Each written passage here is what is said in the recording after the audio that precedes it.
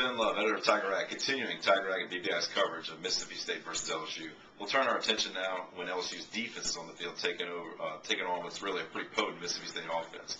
Mississippi State gets it done on the ground. Right now, I mean, they're one of the best offenses in the country rushing the football. Top 5 in rushing offense, top 6 in total offense. And it starts with the quarterback, Chris Ralph, a really physical guy, upwards of about 6'5" and 240. And he's been a load on the ground. He's carried it more than their running back, Vic Ballard. But Ballard obviously has been just tremendous for them so far. One of the more underrated players in the league. Vic Ballard is currently the 3rd ranked rusher in the SEC.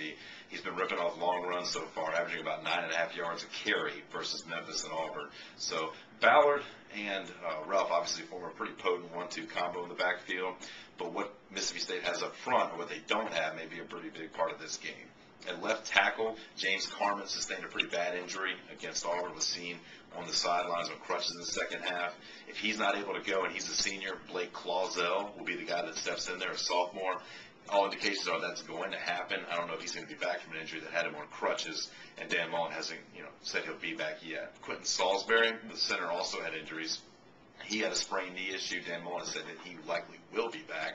But if he can't go, it'll be Dylan Day, a redshirt freshman who LSU fans may be familiar with. He's a West Monroe product. So it'll be interesting to see what kind of shakes out in the middle and left side of that line, and then how they can take on an LSU defense that's been really strong so far.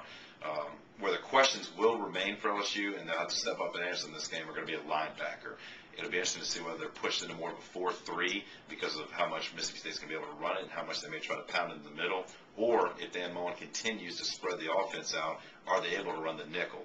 For my money and everybody I've talked to, it would be shocking if Dan Mullen invites LSU into that nickel coverage and dime coverage, because then you let Tyrann Mathieu really get in the box and make plays, or if you go dime, you let Ron Brooks get in there and disrupt you.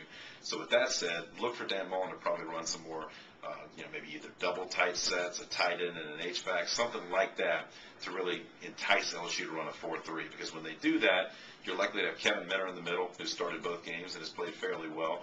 Ryan Baker, he'll be back from a 1-game suspension on the weak side. But the strong side is where one of the big questions is. Stephon Francois started the game in the 4-3 against Northwestern State. When LSU played Oregon, they didn't run a lot of that offense, if any. A lot of the defense, if any. They stayed primarily nickel. So, Stephon Francois only 23 tackles a year ago when starting 13 games. So not a ton of production. He had played a snap against Oregon defensively. Will be a very, very big part of the game to see if they can get what they want out of the strong side linebacker play. Lamine Barrow gives them another option there, and Carnell Hatcher in the middle certainly are a couple other guys that round out the options. How well they do will dictate a lot in this game. LSU's defensive line, I think, will also have a big factor in saying who can really push the line of scrimmage. Sam Montgomery, Ken Adams, Kiki Mingo, the whole cast of speedy ends will be giving those offensive tackles trouble all day. So really it's about who can get the push up front. Don't really worry too much about a lot of the Mississippi State receivers. Chad Bumpus has some game. He's been a guy that came out of Biloxi and is a big recruit for them.